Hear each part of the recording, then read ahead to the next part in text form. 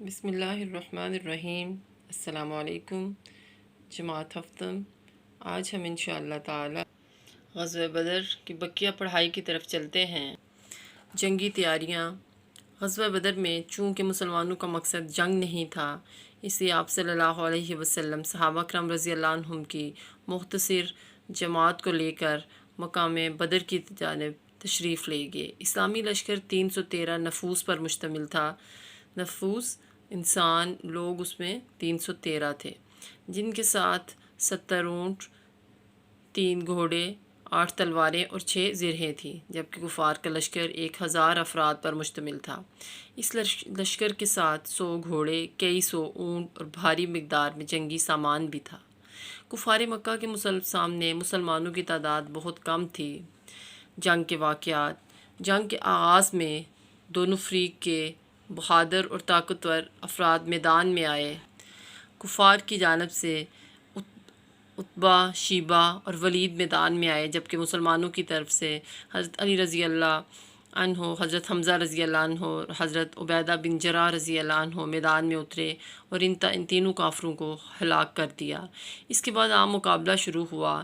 جنگ کے دوران حضور اکرم صلی اللہ علیہ وسلم نے مٹھی بھر ریت اٹھا کر کفار کی طرف پھینکی۔ کوئی کافر ایسا نہ تھا جس کی آنکھوں میں یہ ریت نہ پڑی ہو۔ کفار اپنی آنکھیں ملنے لگے۔ مجاہدین نے جوش ایمانی میں کفار پر پے در پے خوب حملے کیے اور ان کے بڑے بڑے سرداروں کو موت کے گھاٹ اتار دیا۔ عتبہ، شیبہ اور ولید کے بعد ابو جہل اور امیہ بن حلف بھی مارے گئے۔ غزوہ بدر میں کفار کے 70 جنگجو قتل ہوئے اور 70 گرفتار ہوئے، جبکہ 14 صحابہ کرام شہید ہوئے۔ غزوہ شروع ہونے سے قبل آپ صلی اللہ علیہ وسلم نے کفار سرداروں کے مارے جانے کی جس جگہ نشاندہی فرمائی، غزوہ ختم ہونے کے بعد صحابہ کرام نے ان کفار سرداروں کو وہیں ہلاک پایا۔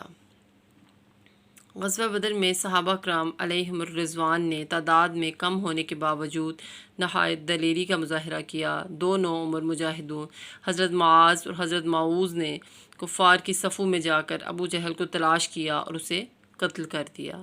حضرت عکاشہ رضی اللہ عنہ کی تلوار ٹوٹ گئی تو لکڑی کا تختہ لے کر کفار سے مقابلہ کیا۔ حضرت مصعب بن عمیر رضی اللہ عنہ نے اپنے مشرک بھائی کو قید ہوتے دیکھا تو انصاری صحابی سے کہا کہ اسے خوب مضبوطی سے باندھ دو، اور اپنے بھائی سے کہا کہ یہ انصاری صحابی مجھے تجھ سے زیادہ عزیز ہے۔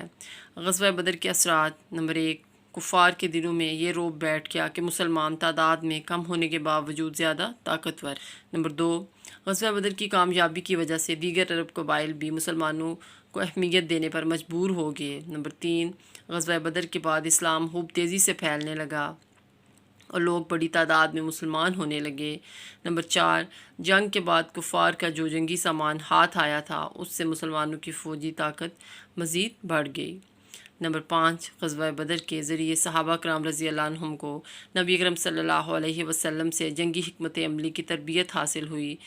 غزوہ بدر میں کفار قیدیوں میں سے جو پڑھنا لکھنا جانتے تھے انہیں 10 بچوں کو پڑھانے کی ذمہ داری سونپی گئی، اور جو غریب ان پڑھ تھے انہیں آزاد کر دیا گیا، جس سے متاثر ہو کر انہوں نے مذہب اسلام کو خوب سراہا اور بعد میں مسلمان ہو گئے۔ اس پڑھائی کو بہت اچھے طریقے سے کیجیے۔ شکریہ۔